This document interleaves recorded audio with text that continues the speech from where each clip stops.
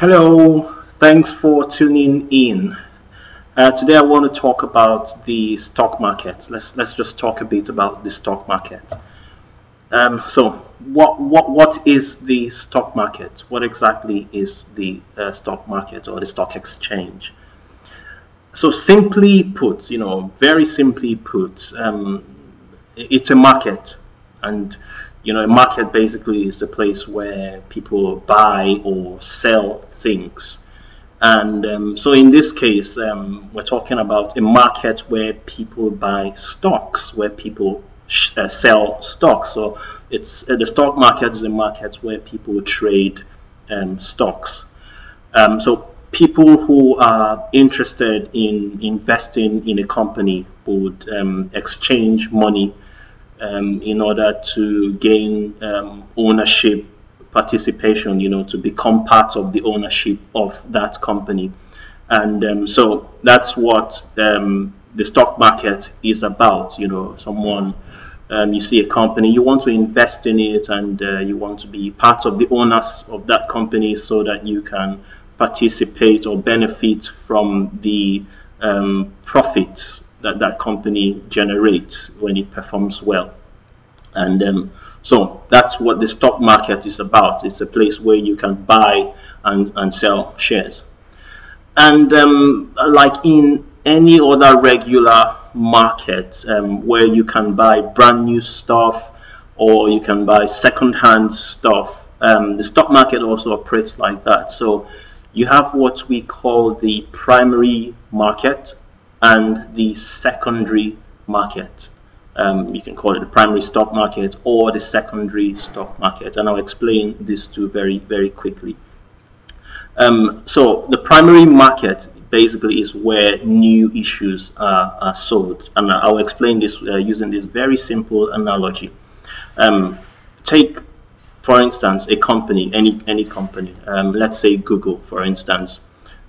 So Google decides that it wants to expand its business, and they decide that they need, say, $50 million to expand their business. They might want to buy some new assets, some new equipment, or they might want to invest in some new research that might, cost that lots of money.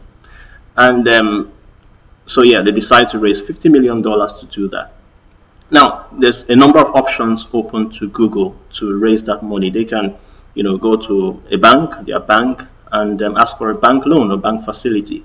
And I'm pretty sure that Google, given that it's a very valuable company, banks will be willing to lend some money to Google because they believe Google will be able to pay them back.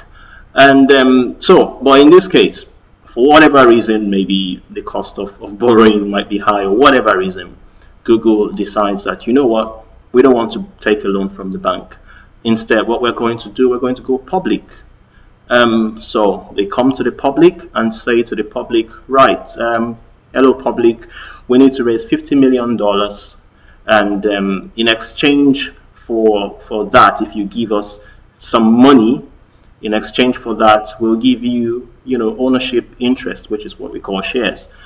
So you become part of the shareholders, part of the ownership of our great company, Google, and obviously that gives you opportunity to partake in our profits, And so they decide to do that, and they say, okay, what we'll do is minimum $1,000. So for every $1,000 you give to us, we give you one share. So if you give Google $1,000, you get one share. If you give them $2,000, you get 2 shares. If you give them $10,000, you get 10 shares. Right? Now, this is what is called an initial public offering. Google wants to raise money to expand their business. They go to the public and make an offer to the public. That's what an initial public offer is. And this all happens in what is called the primary market. Remember, that's what I'm trying to explain here. So if the shares are bought and and if the shares are fully subscribed, Google gets its $50 million and can do what it needs to do, and everyone who is subscribed to those shares gets some sort of certificate confirming that you are now a part owner of Google, and therefore you're entitled to future profits, if any. That's the end of that transaction with Google, and that's what happens on the primary market. Now, as I said before, like any other market, there is a market for second-hand items, and that is what the secondary market, the secondary stock market, is about. The secondary stock market is where people who own shares, in a company already, can go and therefore, trade those shares. Again, take for instance, it's like buying a car from a car manufacturer. I don't know. You take for instance Mercedes-Benz, for instance. So if you went to Mercedes-Benz and bought a car from Mercedes-Benz, you can turn around tomorrow and go and sell that car, second hand. Now that's what the secondary stock market is about. People, individuals or institutions who have bought shares directly through the initial public offering from, take our hypothetical example, Google directly. You can turn around tomorrow or next week or next month or next year, sometime in the future, and say, what, for whatever reason, I don't want to keep these shares again. So you look for someone who is willing to buy that off you, and you sell it to the person. That is what happens on the secondary stock market. Now, one very, very important bit of information, and for me personally, I struggled with this for a long time. It didn't click, at the time, so there was a bit of confusion, and that is the fact that any income that is generated from the sale of a company's stock on the secondary market, that money doesn't go to the company whose stock is being traded. Again, take for instance Google. When I buy shares directly from Google on the primary market through its initial public offering, the money goes to Google, and then I get a certificate saying I'm a shareholder. When I turn around and go into the secondary market now and selling my shares, which have now become second-hand shares, and I'm selling it to someone else who is buying, the money I get never goes to Google. I mean, it's like buying a car. Again, Mercedes. When Mercedes sells a brand new car to me, they get money from me. But when I turn around and decide after 2 months or 2 years or, sometime in the future, decide to sell my Mercedes car, the money never goes to Mercedes-Benz. It becomes my money.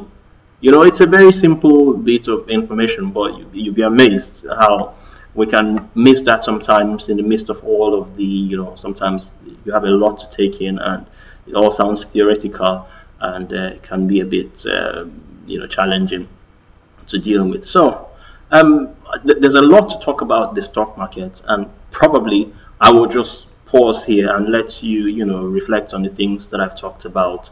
It's quite interesting. Like I said, there's a lot to talk about the stock market. So I'll stop here for now. Once again, thanks for stopping by and watching this video clip. And I should say, if you have any questions or any comments, please leave me questions and comments. I'll be very happy to answer any questions about anything, either this topic or any other topics that I've talked about in my previous videos, or anything, just in the world of business, finance that you might want to know about. I'll be very happy to answer those questions. Once again, thanks for watching. See you some other time. Bye.